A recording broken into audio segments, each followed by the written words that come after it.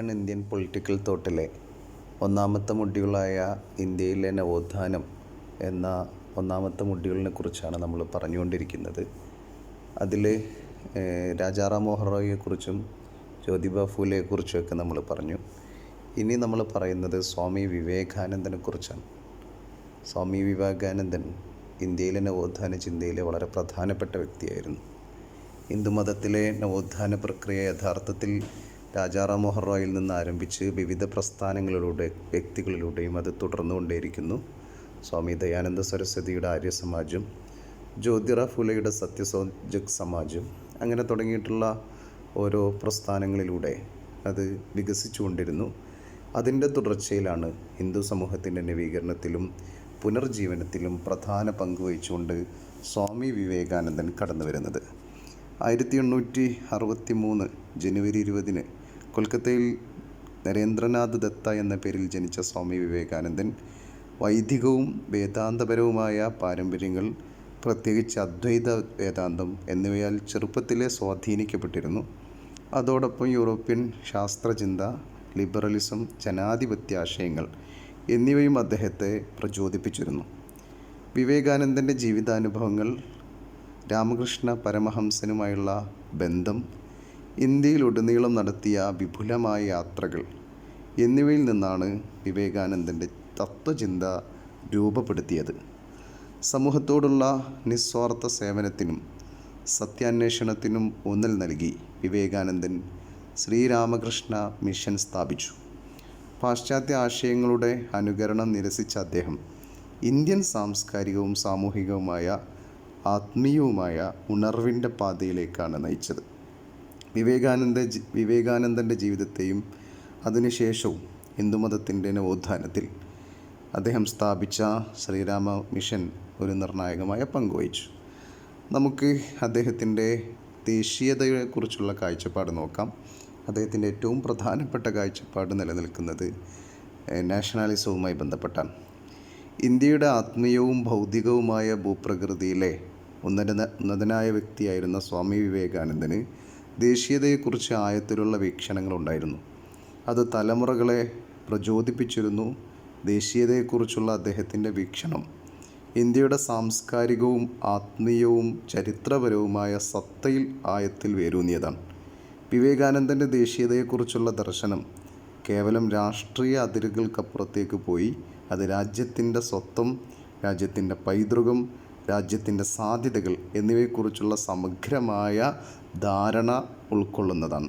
അത് വെറും അതിരുകളല്ല, അതിരുകൾക്കിടയിലുള്ള ഒരു രാജ്യത്തെക്കുറിച്ചല്ല, അത് ആ രാജ്യത്തിലുള്ള ദേശീയ ബോധത്തെക്കുറിച്ചല്ല, രാജ്യത്തിൻ്റെ പഴയകാല ചരിത്രത്തിൻ്റെയും പൈതൃകത്തിൻ്റെയും ആശയങ്ങളുടെയും അതിൽ നിന്ന് പ്രചോദനം ഉൾക്കൊണ്ടുകൊണ്ടുള്ള വളരെ വിപുലമായ ഒരു സമഗ്രമായ ധാരണയായിട്ടാണ് നാഷണലിസത്തെ അദ്ദേഹം കണ്ടത്. വിവേകാനന്ദൻ്റെ ദേശീയതയിലെ പ്രധാന വിഷയങ്ങളിലൊന്ന് ഇന്ത്യയുടെ ആത്മാവിൻ്റെ ഉണർവായിരുന്നു. ഇന്ത്യ ഒരു മയക്കത്തിലാണ് എന്ന് അദ്ദേഹം വിശ്വസിച്ചു. അതിലെ ജനങ്ങൾക്ക് അവരുടെ അന്തർലീനമായ മഹത്വത്തിലേക്ക്, അന്തർലീനമായ കഴിവുകളിലേക്കും ഉണരേണ്ടതുണ്ട്. അത് വളരെ പ്രധാനപ്പെട്ടതാണ്. അങ്ങനെ ഈ ഉറക്കിൽ നിന്ന്, ഈ നിദ്രയിൽ നിന്ന് ഇന്ത്യൻ ജനത ഉണരേണ്ടതുണ്ട് എന്ന് അദ്ദേഹം വിശ്വസിച്ചു. ഇന്ത്യക്കാർ അവരുടെ സമ്പന്നമായ സാംസ്കാരിക പൈതൃകത്തിലും പാരമ്പര്യങ്ങളിലും ആത്മീയ മൂല്യങ്ങളിലും അഭിമാനിക്കേണ്ടതിൻ്റെ ആവശ്യകത അദ്ദേഹം ഊന്നിപ്പറഞ്ഞു. അങ്ങനെ ഇന്ത്യയുടെ സമ്പന്നമായ സംസ്കാരം, ഇന്ത്യയുടെ സമ്പന്നമായ പൈതൃകം, ഇന്ത്യയുടെ സമ്പന്നമായ പാരമ്പര്യം, ഇന്ത്യയുടെ സമ്പന്നമായ ആത്മീയത, ഈ മൂല്യങ്ങളിൽ അഭിമാനിക്കേണ്ടതുണ്ട് എന്ന് അദ്ദേഹം ഊന്നിപ്പറഞ്ഞു. കാരണം അങ്ങനെ അഭിമാനിക്കുമ്പോൾ മാത്രമേ ഇന്ത്യക്കാർക്കിടയിൽ ദേശീയത ഉണരൂ എന്ന് അദ്ദേഹത്തിന് കൃത്യമായ ബോധ്യം ഉണ്ടായിരുന്നു. അങ്ങനെ വിവേകാനന്ദൻ്റെ അഭിപ്രായത്തിൽ രാഷ്ട്രത്തിൻ്റെ പുരോഗതിക്കും ഉന്നമനത്തിനും ശക്തമായ ദേശീയ അഭിമാനവും സ്വത്വബോധവും ചരിത്രബോധവും ഇന്ത്യയെക്കുറിച്ചുള്ള മൂല്യങ്ങളെക്കുറിച്ചുള്ള ആത്മബോധവും അനിവാര്യമാണെന്ന് അദ്ദേഹം കൃത്യമായിട്ട് വിശ്വസിച്ചു. വിവേകാനന്ദൻ്റെ ദേശീയത എന്ന ആശയത്തിൽ മതം ഒരു പ്രധാന പങ്ക് വഹിച്ചു. അദ്ദേഹം മതത്തെ വെറും വിശ്വാസവും ആചാരവുമായിട്ടല്ല കണ്ടത്, മറിച്ച് ഇന്ത്യയുടെ ചരിത്രത്തെയും നാഗരികതയും രൂപപ്പെടുത്തിയ വലിയ മാർഗനിർദ്ദേശക തത്വമായിട്ടാണ് അദ്ദേഹം ഈ ഹിന്ദു മതത്തെ കണ്ടത്. ഹിന്ദു മതം എന്ന് അദ്ദേഹം വീക്ഷിക്കുന്നത് ഏതെങ്കിലും ഒരു ബ്രാഹ്മണിക്കൽ മാത്രമായ മതമല്ല, ഇന്ത്യയിലെ എല്ലാ മനുഷ്യരും ഉൾക്കൊള്ളുന്നത് ഒരു മതമായിട്ടാണ് അദ്ദേഹം ഹിന്ദു മതത്തെ കാണുന്നത്. അങ്ങനെ ഇന്ത്യയെ രൂപപ്പെടുത്തുകയും ഇന്ത്യയുടെ ചരിത്രത്തെയും നാഗരികതയെയും രൂപപ്പെടുത്തിയ ഒരു വലിയ തത്വമായിട്ടാണ് ഹിന്ദു മതത്തെ അദ്ദേഹം കാണുന്നത്. ഇന്ത്യയുടെ പ്രമേയം മതമാണെന്നും സാമൂഹിക പരിഷ്കരണം ഉൾപ്പെടെ മറ്റെല്ലാം ദ്വിതീയമാണെന്നും ഇന്ത്യയിൽ പ്രധാനപ്പെട്ടത് മതമാണെന്ന് അദ്ദേഹം പ്രൈമറി ആയിട്ടുള്ള ഇന്ത്യയുടെ ഒരു പ്രമേയം എന്ന് പറയുന്നത് മതമാണെന്ന് അദ്ദേഹം വിശ്വസിച്ചു. മതത്തെ ദേശീയ ജീവിതത്തിൻ്റെ നട്ടെല്ലായിട്ട് മാറ്റാൻ അദ്ദേഹം വാദിച്ചു. ഒരു രാജ്യത്തിൻ്റെ മഹത്വം അതിൻ്റെ ആത്മീയ പൈതൃകത്തിൻ്റെ അടിത്തറയിൽ മാത്രമേ മതപൈതൃകത്തിൻ്റെ അടിത്തറയിൽ മാത്രമേ കെട്ടിപ്പടുക്കാൻ കഴിയൂ എന്നും അദ്ദേഹം വിശ്വസിച്ചു. അപ്പോൾ ഒരു രാജ്യത്തിൻ്റെ മഹത്വം അതിൻ്റെ ആത്മീയമായ അതിൻ്റെ മതപരമായ പൈതൃകത്തിൻ്റെ അടിത്തറയിൽ മാത്രമേ കെട്ടിപ്പടുക്കാൻ കഴിയൂ എന്ന് അദ്ദേഹം വിശ്വസിച്ചു. അതുപോലെ ഇന്ത്യയിലെ ബ്രിട്ടീഷ് ഭരണത്തിനെതിരായ വിവേകാനന്ദൻ നിരന്തരമായിട്ട് വിമർശനം ഉന്നയിക്കുകയും ചെയ്തു.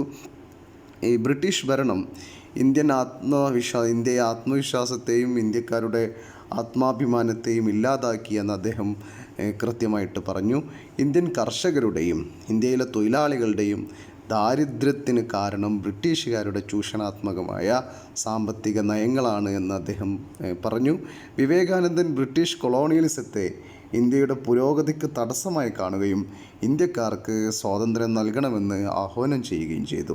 വിവേകാനന്ദൻ്റെ നിലപാടപ്പോൾ വളരെ കൃത്യമാണ്. ബ്രിട്ടീഷുകാർക്കെതിരാണ്, ഇന്ത്യയുടെ ആത്മീയമായ ഉണർവിനെ മുൻനിർത്തിയുള്ളതാണ്. അപ്പോൾ വിവേകാനന്ദൻ്റെ ദേശീയതയെക്കുറിച്ചുള്ള ദർശനത്തിൻ്റെ കേന്ദ്രബിന്ദു ഇന്ത്യക്കാരുടെ ഐക്യവും കൂടിയാണ്.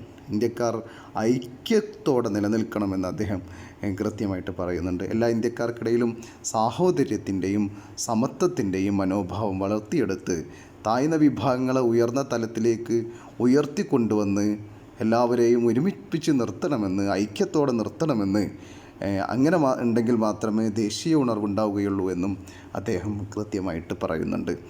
അപ്പോൾ വിവേകാനന്ദൻ ഈ മതാത്മകമായ ദേശീയതയെ, മതമെന്ന് പറയുന്നത് ഒരു ഇടുങ്ങിയ ചിന്തയിലല്ല, വളരെ വിശാലമായി എല്ലാവരെയും ഉൾക്കൊണ്ടുകൊണ്ടുള്ള വിശാലമായ കാഴ്ചപ്പാടിൽ നിലനിൽക്കുന്ന ഈ മതം, ആ മതത്തിൻ്റെ നട്ടെല്ലിൽ ഉള്ള ഒരു ഇന്ത്യൻ ചരിത്രത്തെ, ഇന്ത്യൻ പൈതൃകത്തെ, ഇന്ത്യൻ ആത്മീയതയൊക്കെ കൂടിയിണക്കിയിട്ടുള്ള ഒരു ദേശീയതയാണ് അദ്ദേഹം ഉയർത്തിപ്പിടിച്ചത്. വിവേകാനന്ദൻ്റെ ദേശീയത എന്ന ആശയത്തിൻ്റെ അപ്പോൾ പ്രധാന ഘടകങ്ങൾ നമുക്ക് പ്രധാനമായിട്ട് 4 എണ്ണമാണ് പറയുന്നത്. ഇന്ത്യയുടെ ഐക്യവും ഇന്ത്യൻ ജനതയുടെ ബാഹ്യ വൈവിധ്യങ്ങൾക്കിടയിലും എല്ലാ വ്യത്യാസങ്ങളെയും മാറ്റി ഇന്ത്യക്കാർ ഐക്യത്തോടെ നിൽക്കണമെന്ന്, അതാണ് ഒരു തത്വം. മറ്റൊന്ന്, സാമൂഹ്യ ഐക്യത്തിൻ്റെ ചൈതന്യം വളർത്തിയെടുക്കാൻ ഈ ജാതി വ്യവസ്ഥകളെയും മറ്റു തിന്മകളെയും ആചാരങ്ങളെയും ഒഴിവാക്കേണ്ടതുണ്ട് എന്ന് അദ്ദേഹം പറയുന്നു. മറ്റൊന്ന്, വിവിധ മതങ്ങളുടെ പഠിപ്പിക്കലുകളിൽ സമാനതകളുണ്ട്, അതുകൊണ്ട് എല്ലാ മതത്തിൻ്റെയും സാരം ഏകമാണ് എന്ന്, അതുകൊണ്ട് എല്ലാവരെയും ഉൾക്കൊള്ളണമെന്ന് അദ്ദേഹം പറയുന്നുണ്ട്. മറ്റൊന്ന്, സാമൂഹ്യ സേവനത്തിനും ദേശീയ ഉണർവിനും വേണ്ടി ജീവിതം സമർപ്പിച്ചുകൊണ്ട് യുവാക്കൾക്ക് ഇന്ത്യൻ ദേശീയ മനോഭാവം വളർത്തിയെടുക്കാൻ കഴിയണം എന്നും അദ്ദേഹം പറയുന്നുണ്ട്. ദേശീയതയെക്കുറിച്ചുള്ള സ്വാമി വിവേകാനന്ദൻ്റെ വീക്ഷണം ഇന്ത്യയുടെ സാംസ്കാരികവും ആത്മീയവുമായ പൈതൃകത്തെ ആഴത്തിൽ വിലമതിക്കുന്നതിൽ വേരൂന്നിയതാണ്. വിവേകാനന്ദൻ്റെ ദേശീയതയെക്കുറിച്ചുള്ള ദർശനം ഇന്നത്തെ ലോകത്ത് പ്രസക്തമായി തുടരുകയാണ്. വൈവിധ്യത്തെ ഉൾക്കൊള്ളലിൻ്റെയും ഐക്യം വളർത്തിയെടുക്കലിൻ്റെയും ഒരു ശോഭനമായ ഭാവി, അങ്ങനെ ഇന്ത്യയിൽ ഐക്യവും ഏകതയുമൊക്കെ വളർത്തിയെടുത്തുകൊണ്ട് ഇന്ത്യ ഒരു ഐക്യത്തോടെ മുന്നേറണം എന്ന് അദ്ദേഹം ഊന്നിപ്പറയുന്നുണ്ട്. ഓക്കെ, അദ്ദേഹത്തിൻ്റെ ദേശീയതയെക്കുറിച്ചാണ് നമ്മൾ പറഞ്ഞത്. ഇനി നമുക്ക് വ്യൂസ് ഓൺ ഡെമോക്രസി, അദ്ദേഹത്തിൻ്റെ ജനാധിപത്യ ചിന്തയും പറയാം. 19ാം നൂറ്റാണ്ടിൻ്റെ പ്രമുഖ ആത്മീയ നേതാവും തത്വചിന്തകനുമായ സ്വാമി വിവേകാനന്ദന് ജനാധിപത്യത്തെക്കുറിച്ച് അഗാധമായ വീക്ഷണങ്ങളുണ്ടായിരുന്നു. അത് അദ്ദേഹത്തിൻ്റെ ആത്മീയ വിശ്വാസങ്ങളെയും സാമൂഹിക പുരോഗതിയെയും കുറിച്ചുള്ള അദ്ദേഹത്തിൻ്റെ കാഴ്ചപ്പാടുകളും ആഴത്തിൽ സ്വാധീനിക്കപ്പെട്ടതായിരുന്നു. ജനാധിപത്യത്തെക്കുറിച്ചുള്ള വിവേകാനന്ദൻ്റെ വീക്ഷണം വ്യക്തി സ്വാതന്ത്ര്യം, സമത്വം, സാമൂഹ്യ നീതി, ആത്മീയ മൂല്യങ്ങൾ തുടങ്ങിയവ ദേശീയ ഭരണത്തിൽ സമന്വയിപ്പിച്ചുകൊണ്ട് മുന്നോട്ട് പോകുന്നതാണ് അദ്ദേഹത്തിൻ്റെ ജനാധിപത്യ ആശയം. ജനാധിപത്യത്തെക്കുറിച്ചുള്ള വിവേകാനന്ദൻ്റെ വീക്ഷണങ്ങളുടെ അടിസ്ഥാന സ്തംഭങ്ങളിലൊന്ന് വ്യക്തി സ്വാതന്ത്ര്യ സങ്കല്പമായിരുന്നു. ജനാധിപത്യം വ്യക്തികൾക്ക് സ്വയം പ്രകടിപ്പിക്കാനും അവരുടെ ലക്ഷ്യങ്ങൾ പിന്തുടരാനും മറ്റുള്ളവരുടെ അവകാശങ്ങൾ ഹനിക്കാതെ അവരുടെ കഴിവുകൾ വിനിയോഗിക്കാനും സ്വാതന്ത്ര്യം നൽകണമെന്ന് അദ്ദേഹം വിശ്വസിച്ചു. വ്യക്തിപരമായ വളർച്ചയ്ക്കും സർഗാത്മകക്കും സമൂഹത്തിൻ്റെ മൊത്തത്തിലുള്ള പുരോഗതിക്കും വ്യക്തി സ്വാതന്ത്ര്യം അനിവാര്യമാണെന്ന് വിവേകാനന്ദൻ പറഞ്ഞു. വിവേകാനന്ദൻ്റെ ജനാധിപത്യ ആശയങ്ങളുടെ മറ്റൊരു പ്രധാന ആശയമായിരുന്നു സമത്വം. വ്യക്തി സ്വാതന്ത്ര്യം, അതേപോലെ സമത്വം. നിയമത്തിന് മുന്നിൽ സമത്വത്തിൻ്റെ പ്രാധാന്യവും ഏതെങ്കിലും വ്യക്തിക്കോ ഏതെങ്കിലും ഗ്രൂപ്പിനോ പ്രത്യേക പദവിയോ പ്രത്യേക പ്രിവിലേജോ ഉണ്ടാവാൻ പാടില്ല എന്ന് അദ്ദേഹം ഊന്നി പറയുന്നു. എല്ലാ വ്യക്തികൾക്കും അവരുടെ പാശ്ചാത്തലമോ സാമൂഹ്യ നിലയോ പരിഗണിക്കാതെ എല്ലാവർക്കും തുല്യമായ അവസരങ്ങൾ നൽകണമെന്നും തുല്യമായ വ്യക്തിത്വത്തിൽ തുല്യത പ്രദാനം ചെയ്യണമെന്നും അദ്ദേഹം പറയുന്നുണ്ട്. അതും ജനാധിപത്യ കാഴ്ചപ്പാടിൻ്റെ മറ്റൊരു പ്രധാനപ്പെട്ട ഒരു ഭാഗമാണ്. ജനാധിപത്യത്തെക്കുറിച്ചുള്ള വിവേകാനന്ദൻ്റെ കാഴ്ചപ്പാടുകളിൽ ആത്മീയതയും ഈകിച്ചേരുന്നുണ്ട്. വ്യക്തി സ്വാതന്ത്ര്യമുണ്ട്, അതുപോലെ സമത്വമുണ്ട്, മറ്റൊന്ന് ആത്മീയതയുമുണ്ട്. എല്ലാ മനുഷ്യരിലും അന്തർലീനമായ ദൈവികതയിലും സമത്വത്തിലും അദ്ദേഹം ഈ ദൈവികമായ ആശയത്തിൽ അദ്ദേഹം വിശ്വസിച്ചു. ആത്മീയ വികസനം സാമൂഹ്യ പുരോഗതിക്കും രാഷ്ട്രീയപരമായ പുരോഗതിക്കും ആവശ്യമാണ് എന്ന് അദ്ദേഹം കൃത്യമായിട്ട് പറയുന്നു. എങ്കിൽ മാത്രമേ രാഷ്ട്രീയ സംവിധാനങ്ങളിൽ കൃത്യമായി അത് മുന്നോട്ട് പോവുകയുള്ളൂ എന്നും അദ്ദേഹം പറയുന്നുണ്ട്. അപ്പോൾ ഈ അദ്ദേഹത്തിൻ്റെ ജനാധിപത്യം എന്ന ആശയത്തിൽ വ്യക്തി സ്വാതന്ത്ര്യമുണ്ട്, അതുപോലെ സമത്വമുണ്ട്, അതുപോലെ ആത്മീയതയുണ്ട്, അതുപോലെ ചൂഷണത്തിനും അസമത്വത്തിനും കാരണമാകുന്ന മുതലാളിത്തം പോലുള്ള സാമ്പത്തിക വ്യവസ്ഥകളെയും അദ്ദേഹം വിമർശിക്കുന്നുണ്ട്. അതിനോടൊപ്പം ഈ മുതലാളിത്തത്തിൻ്റെ ഈ ചൂഷണാത്മകതയെ അദ്ദേഹം കൃത്യമായി വിമർശിക്കുന്നുണ്ട്. ഏതായാലും ജനാധിപത്യത്തെക്കുറിച്ചുള്ള സ്വാമി വിവേകാനന്ദൻ്റെ വീക്ഷണങ്ങൾ വ്യക്തി സ്വാതന്ത്ര്യം, സമത്വം, ആത്മീയ മൂല്യങ്ങൾ, സാമൂഹ്യ പുരോഗതി എന്നിവ ഉൾക്കൊള്ളുന്ന വളരെ സമഗ്രമായ ആശയമാണ്. മനുഷ്യക്ഷേമം, മാനവികക്ഷേമം, സാമൂഹ്യനീതി, കൂട്ടായ അഭിവൃദ്ധി എന്നിവ പ്രോത്സാഹിപ്പിക്കുന്നതിൽ ജനാധിപത്യത്തിൻ്റെ പങ്കിനെക്കുറിച്ചുള്ള ചർച്ചകൾക്ക് അദ്ദേഹത്തിൻ്റെ ആശയങ്ങൾ വലിയ പ്രചോദനം ചെയ്യുന്നുണ്ട്. മൊത്തത്തിൽ ഇന്ത്യയുടെ മഹത്തായ ദേശീയവാദിയായ സ്വാമി വിവേകാനന്ദൻ ഇന്ത്യയുടെ ദേശീയ ജീവിതത്തിൻ്റെ കേന്ദ്രമായി കണക്കാക്കി മതം വളരെ പ്രധാനപ്പെട്ട രാഷ്ട്രീയ ജീവിതത്തിൻ്റെ കേന്ദ്രമായി കണക്കാക്കുകയും മതത്തിൻ്റെ ആശയത്തിലൂടെ ദേശീയതയൊക്കെ ഉണർത്തുകയും ചെയ്ത വ്യക്തിയാണ്. ഏതായാലും വലിയ ധീരതയുള്ള, നിർഭയമുള്ള ഒരു സമൂഹത്തെ സൃഷ്ടിക്കാൻ അദ്ദേഹം നിരന്തരമായി ഇടപെടുകയും ചെയ്തു. ഇതാണ് നമുക്ക് വിവേകാനന്ദനെ കുറിച്ച് നോക്കാനുള്ളത്.